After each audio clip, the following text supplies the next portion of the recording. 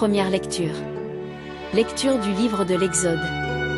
En ces jours-là, sur le Sinaï, Dieu prononça toutes les paroles que voici. Je suis le Seigneur ton Dieu, qui t'ai fait sortir du pays d'Égypte, de la maison d'esclavage. Tu n'auras pas d'autre Dieu en face de moi.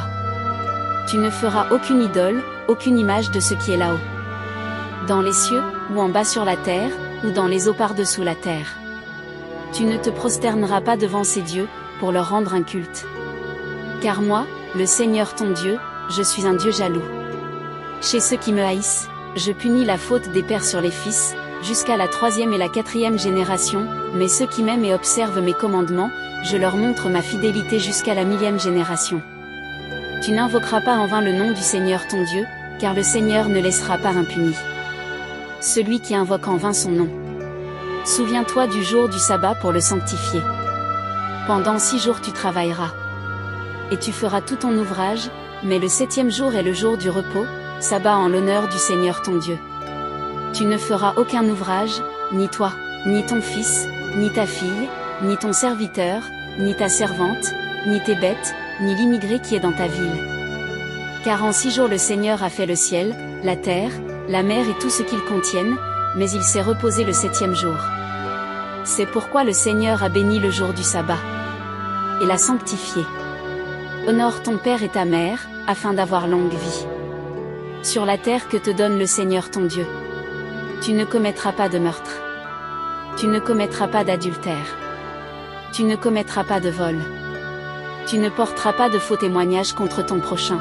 Tu ne convoiteras pas la maison de ton prochain, tu ne convoiteras pas la femme de ton prochain, ni son serviteur, ni sa servante, ni son bœuf, ni son âne. Rien de ce qui lui appartient. Parole du Seigneur.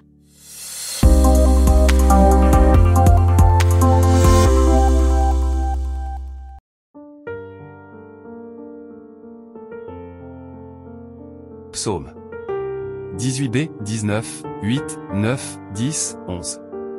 Seigneur, tu as les paroles de la vie éternelle. La loi du Seigneur est parfaite, qui redonne vie, la charte du Seigneur est sûre, qui rend sages les simples. Les préceptes du Seigneur sont droits, ils réjouissent le cœur, le commandement du Seigneur est limpide, il clarifie le regard. La crainte qu'il inspire est pure, elle est là pour toujours, les décisions du Seigneur sont justes et vraiment équitables, plus désirables que l'or, qu'une masse d'or fin, plus savoureuse que le miel qui coule des rayons.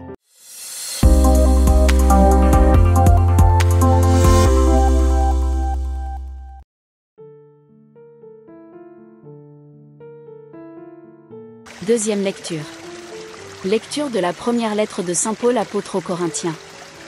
Frères, alors que les Juifs réclament des signes miraculeux, et que les Grecs recherchent une sagesse, nous proclamons un Messie crucifié, scandale pour les Juifs, folie pour les nations païennes. Mais pour ceux que Dieu appelle, qu'ils soient juifs ou grecs, ce Messie, ce Christ, est puissance de Dieu et sagesse de Dieu. Car ce qui est folie de Dieu est plus sage que les hommes, et ce qui est faiblesse de Dieu est plus fort que les hommes. Parole du Seigneur.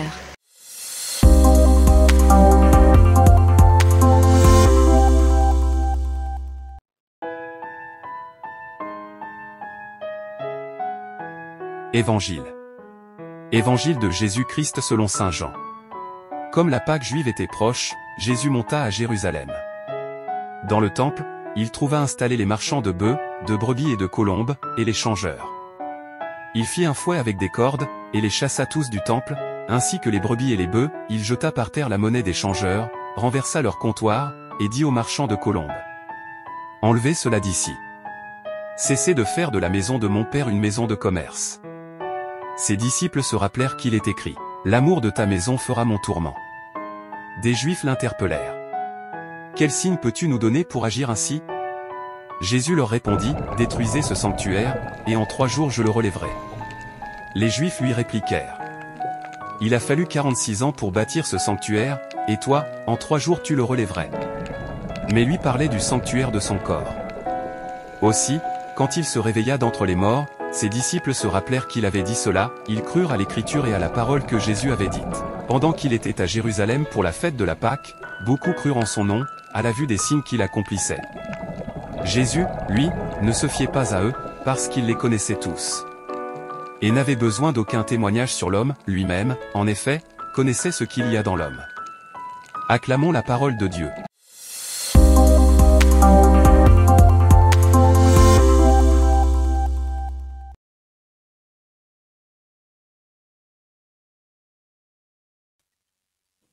Mes bien-aimés dans le Seigneur, nous célébrons aujourd'hui le 3e dimanche de Carême. Nous sommes en train de monter petit à petit vers la résurrection de notre Seigneur Jésus-Christ, vers sa Pâque. Et en ce 3e dimanche, le Christ, après avoir fait l'expérience du désert, où il a passé 40 jours, 40 nuits, et il avait vaincu le tentateur, grâce à sa connaissance de la parole de Dieu, car lui-même il est le Verbe de Dieu, et surtout grâce à son obéissance à son Père, à la différence de nos premiers parents. Nous l'avons dit le premier dimanche. Et le dimanche passé, il a fait une autre expérience. Il a contemplé lui-même devant ses disciples qui l'ont vu transfigurer la gloire que le Seigneur, notre Dieu, est en train de lui préparer aussitôt après sa mort. Et donc, Jésus nous avait stimulé le dimanche passé à être courageux, à affronter la croix, à affronter la mort, à affronter n'importe quel type de souffrance en sachant que toutes sortes de souffrances avec une préparation à une joie certaine qui provient de notre Dieu. Aujourd'hui, nous sommes au début de l'évangile selon Saint Jean. L'évangéliste Jean qui ne nous parle pas de l'enfance de Jésus, qui nous donne directement, qui nous parle directement du Verbe de Dieu, le Verbe qui s'est fait chair et qui a habité parmi nous, le thème qu'il va pouvoir développer encore davantage au 6e chapitre, quand il va nous parler du pain de vie, en disant, celui qui mange ma chair, à la vie éternelle, celui qui boit mon sang, à la vie éternelle. Et ici, Saint Jean, il vient à peine de nous rapporter le miracle que Jésus a accompli aux noces des Cana, grâce à l'intervention, bien sûr, d'autres moments de la très sainte Vierge Marie, qui avait dit à son fils, voilà, ils n'ont plus de vin, il faut faire quelque chose pour que la fête continue. Sinon, la fête va pouvoir s'arrêter alors que tu es présent, alors que tu fais partie des invités. Et aussitôt après les noces des Cana, Saint Jean nous présente le Christ à l'approche de la Pâque juive, qui s'approche lui aussi à Jérusalem, comme il en a l'habitude de nous raconter des va-et-vient de Jésus, des Galilées à Jérusalem, durant ces 3 années de la vie publique. Saint Jean nous dit que Jésus, à l'approche de la Pâque juive, il va au temple. Qu'est-ce qu'il va faire au temple? Il y va pour la prière. Mais par contre, quand lui entre dans le temple, il se rend compte que ceux qui sont dans le temple, ils ne sont pas là avec la même intention que lui avait.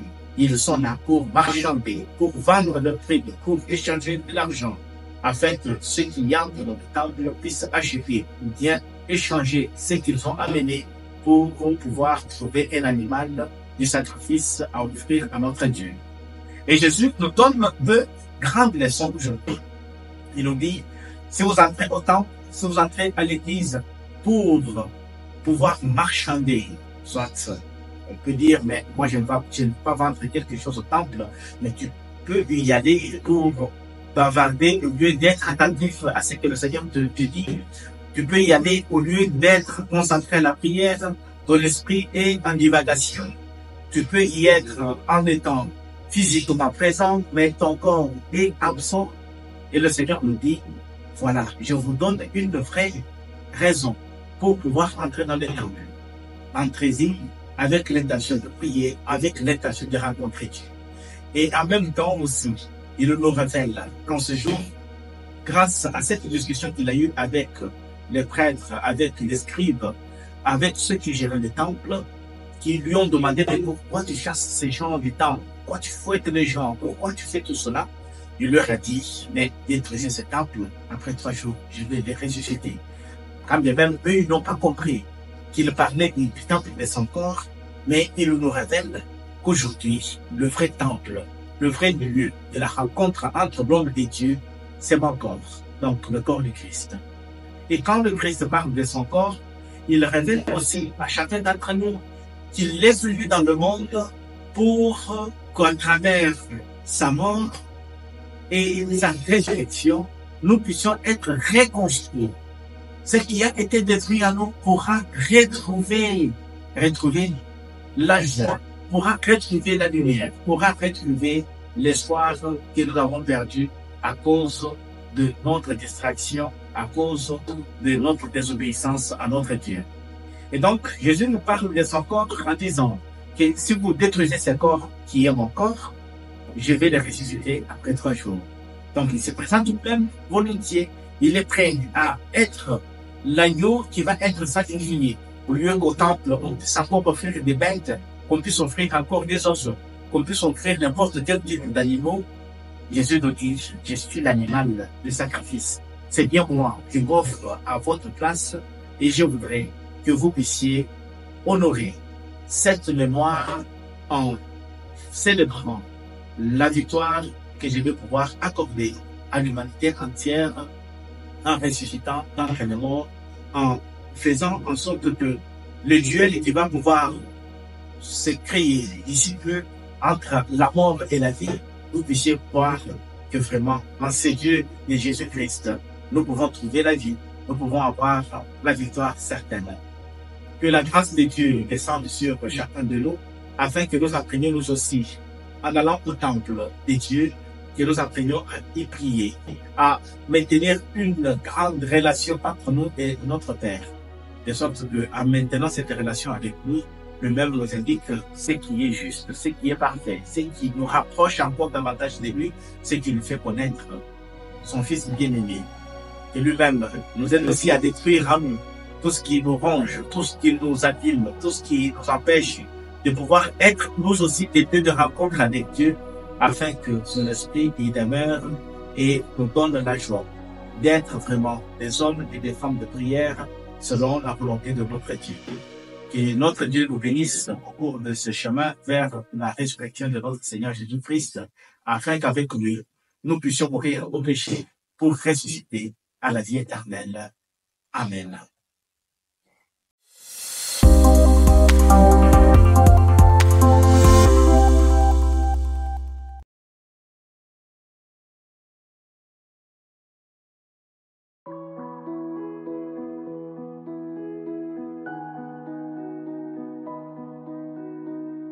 Le saint du jour. Le saint du jour aujourd'hui c'est Sainte Cunégonde. Originaire du Luxembourg, Cunégonde grandit dans une famille qui lui transmet la foi et lui enseigne les vertus chrétiennes que le jeune vit avec une ferveur particulière et qu'elle porte plus tard, en dot, au duc de Bavière, futur empereur du Saint-Empire romain avec le nom d'Henri II, qu'elle épouse à l'âge de 20 ans. Beaucoup de légendes circulent sur l'union de Cunégonde et d'Henri, comme celle d'une calomnie qui insinuait une trahison de la jeune femme au détriment du mari. La femme pria alors le Seigneur avec une telle intensité qu'il lui concéda de gagner une épreuve exceptionnelle pour convaincre son époux de son innocence, marcher sur des charbons ardents. Selon une autre version, au contraire, les deux époux avaient fait un vœu réciproque de chasteté, si bien que leur mariage fut appelé le mariage de Saint-Joseph. La réalité historique, au contraire, semble être que Cunégonde était stérile, mais malgré le droit germanique qui prévoyait cela comme cause de répudiation, son mari décida de ne pas en faire usage. Pour cela encore aujourd'hui Cunégonde et Henri sont considérés comme le couple saint qui illumina le Saint-Empire romain. En 1002, à la mort de Othon III, le duc de Bavière devient empereur du Saint-Empire romain avec le nom d'Henri II. C'est seulement en 1004 qu'il réussit à se rendre à Rome ensemble avec son épouse pour recevoir la couronne des mains du pape Benoît VIII. Rentrés dans leur patrie, les deux époux se déploient beaucoup pour la promotion de la chrétienté dans la région allemande de l'Axe. En 1007 ils font ériger la cathédrale de Bamberg, où ils sont enterrés l'un à côté de l'autre, et en 1021 le monastère de Coffingen, en action de grâce pour la guérison d'une grave maladie. En 1024 Henri II meurt. Un an plus tard, à l'occasion de l'anniversaire de la mort du mari, Cunégonde donne une relique de la Sainte Croix au monastère de Coffingen et se dépouille en même temps de ses habits royaux pour revêtir l'habit religieux bénédictin et s'enfermer dans ce même monastère. Dès lors Cunégonde vit dans l'humilité en passant sa journée en prière et dans la lecture de la Bible, en faisant les travaux les plus humbles, en faisant la pénitence à travers le jeûne et en portant du réconfort aux sœurs malades. Elle s'éteint dans le couvent à une date non précisée, probablement en 1033, ou en 1039 selon d'autres sources.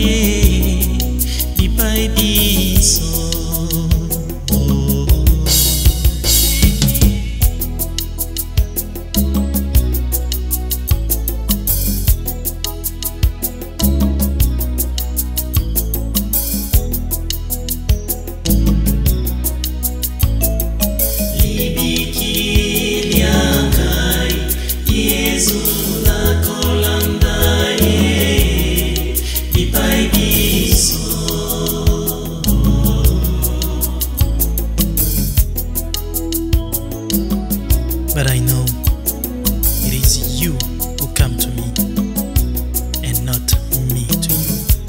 So thank you. Napasi tona isengo nakolanda ye. Napasi tona isengo nakolanda ye.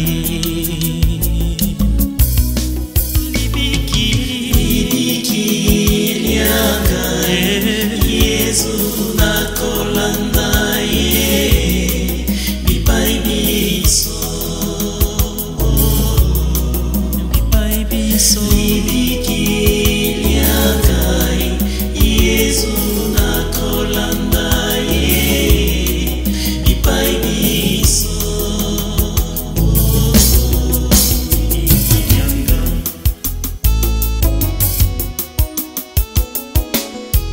Car je ne fais pas le bien que je veux, et je fais le mal que je ne veux pas. Soutiens-moi, ô Seigneur.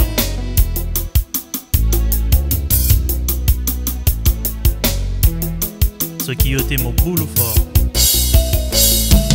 Bisengo bianse nakolanda te.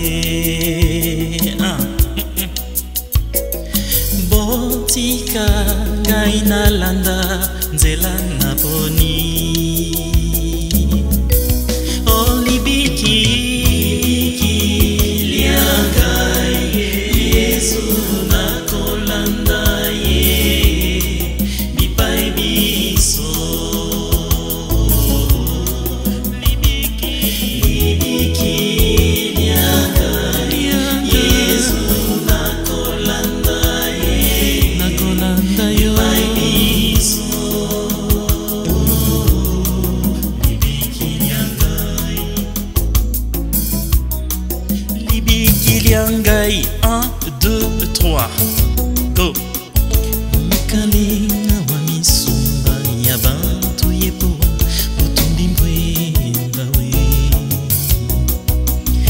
Mukalinga wa misumba ya bantu yepo utumbi mbwemba we. Kakwena munga wa kusenga jamulolo ne mujinda mawe janangila eiwe.